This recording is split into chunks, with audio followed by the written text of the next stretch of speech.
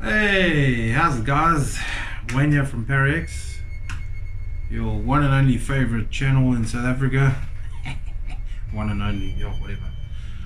Um, Welcome back to our Fright Night series. Um, for those that haven't subscribed or whatever, please give us a subscribe, give us a like if you like the video. It helps a lot with our algorithm, so that we can become YouTube partners. And then obviously, once we get or break through that barrier, then it will open us up to traveling around South Africa and checking out all the haunted spots. So yes, please help us out with that department. But anyway, let's get back to Fright Night. Okay, so Fright Night series is more based on true horrific stories. I thought I would start off with something that actually happened to me and how I got into the paranormal. So we're going to scoot right back. Look, guys, I'm not going to, firstly, before I do that, I'm not going to show you pictures and things like that because I don't have pictures and stuff. And if I do put pictures up, it's going to be stuff that's from the internet, and you know what? Nah. I want you to use your imagination on this one. Listen to what I'm telling you. I'll give you the story in detail, and you use your imagination. And I can promise you right now, some of you out there, it's going to make your hair stand up. So, let's scoot back to 1994, close to 1995. I was living with a girl in a flat, a bachelor pad in Pretoria. Now, bachelor pad, for those of you that don't know, you got your lounge, you got your bed in your lounge, you got a little kitchen, you got a bathroom and a toilet. That's pretty much it. Okay. So anyway, we were staying in this little bachelor flat, and we had neighbors, friends, blah blah blah. I used to have a couple of wines on a Friday, whatever. And for the first, I'd say 2 months, 3 months, it was fine. There was no issue. It got to a point where we'd go to bed at night, go to sleep, and a light would come on. Like the main light for the lounge. The lounge is our bedroom, the bedroom is our lounge. So we'd have a light on. It just switches on by itself. And guys, this is not a situation of the light coming on.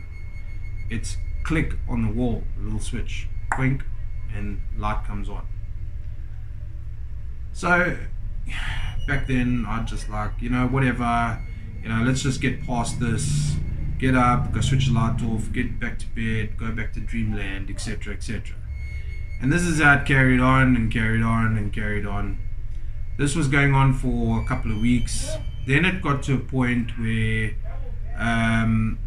we would have stuff falling off the counter in the kitchen. So you'd leave a cup somewhere, and you'll wake 2 or 3 o'clock in the morning, you hear a crash on the floor. I jump out of bed, run to the lounge, run to the kitchen, and there's a broken glass on the floor. I know for a fact, it's not like I took the glass and balanced it on the side of the counter. I mean, this just literally went onto the floor. So that was the next step in this little evolution of haunting. And that happened on a couple of occasions over a period of weeks where we'd go to sleep, either the light switches on by the wall, then it's advanced to the bathroom light switching on by the wall, go switch that off, and obviously one or two things crashing in the kitchen and breaking. So eventually I started getting pissed off. Now, for all of you out there that go through, or in the start of a haunting and you go through a haunting, the one thing you don't do is acknowledge the spirit, number one. And number two, start threatening it and getting out of hand and being a macho. Because those are the two things that are going to cause a major amount of shit in your life. So anyway, I did those two things.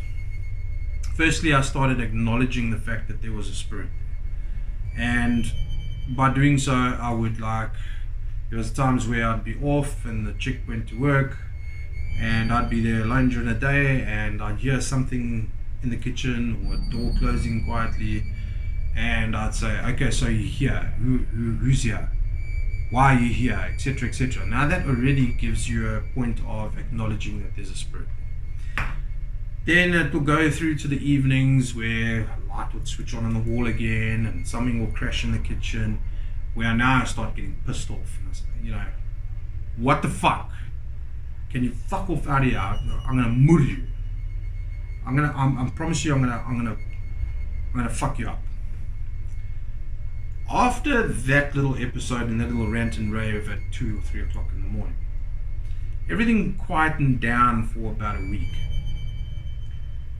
And then the shit started hitting the fan. So anyway, a week later goes by, we're going to sleep, it's about 1:30 in the morning, and the next thing, the hi-fi in the lounge, remember the lounge is our room, the room is our lounge, the hi-fi, the media box, whatever you guys want to call it, I call it a hi-fi, switches on full maximum volume, and we had speakers like this, full maximum volume, and the song Smoke on the Water is playing.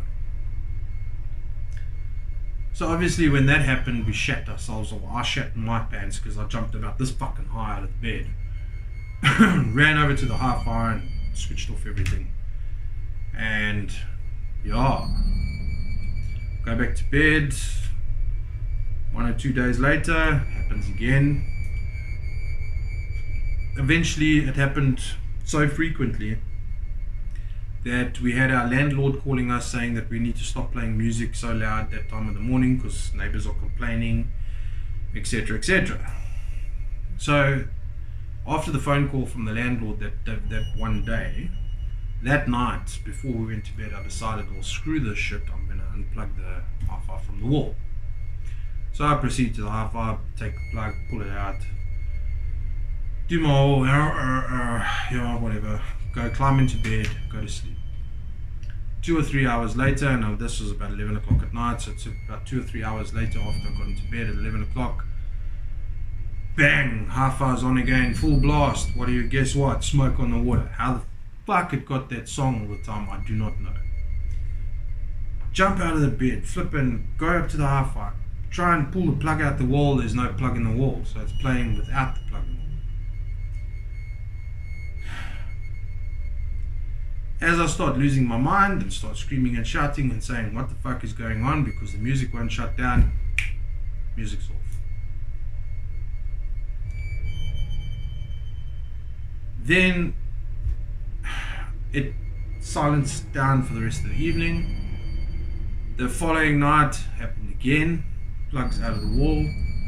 We ran to our neighbors right across from us because our kitchen door was here, so you come out our kitchen door, a little passage like this, and you walk into their kitchen.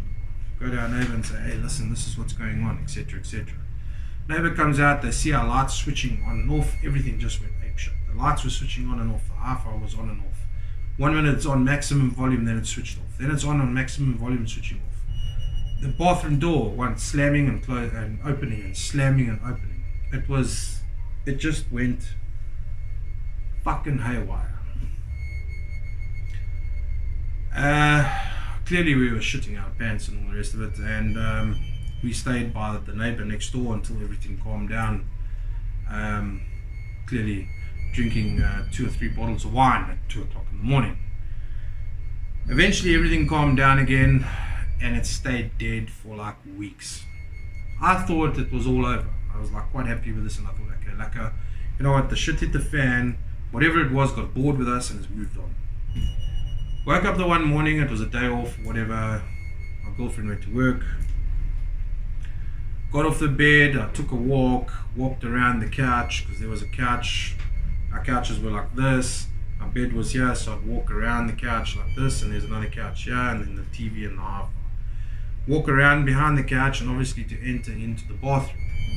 As I walked behind the couch, I felt a thud like this, but not like anything I've ever experienced before, because it was such a hard thud that it lifted me off the ground, and I went over onto the sofa, made a little, what do you call it, fucking bolamakisi, whatever, and landed straight on the floor.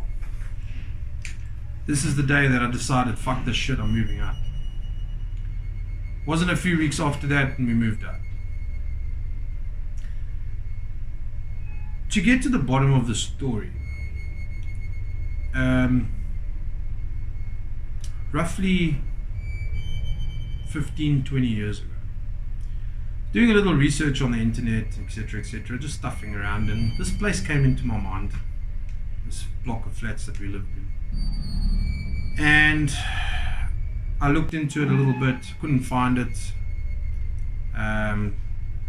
Spoke to one of my old police mates that were there, carried on digging around on the internet, and I found a little article. I wish I still had it.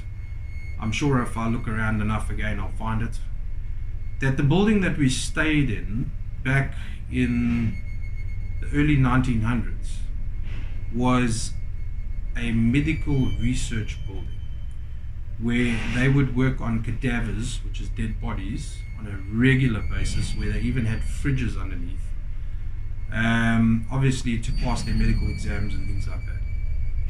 So we kind of like lived in a mortuary. Isn't that fantastic?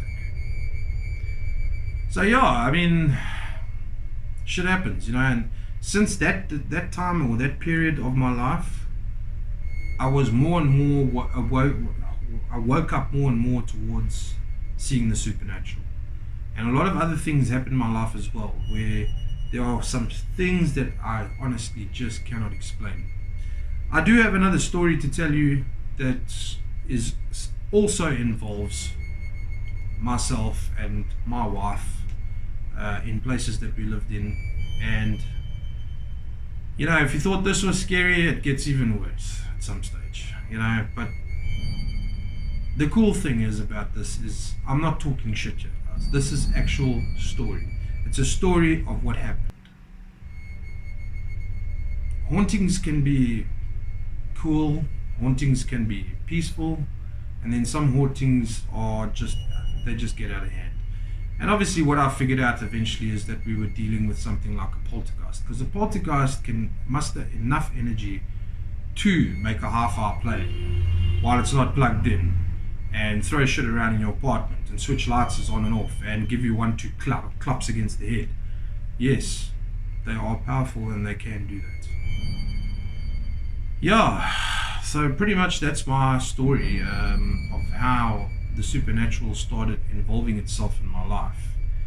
And that was back down in 1994, 95 area. I was barely, I think I was like 21, whatever the case is. Yeah. And then, yes, our supernatural journey started from there. There's a couple of other places that we lived in where things went haywire. And I'll share that with you on our next Fright Night series. And if you enjoyed this story, give us a like on the video and comment below. Guys, please comment as much as you can. Comments also mean a lot to us. We interact with everyone.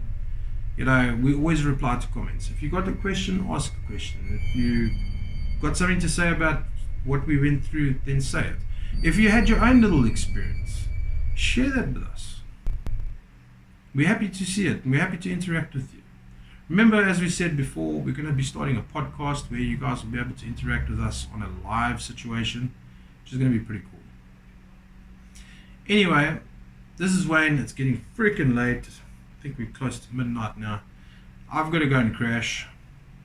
I will be releasing this video at night, so you can watch it, and you decide for yourself. Anyway, to all our ParaX followers and everybody that watches our videos, we love you guys, and it's peace from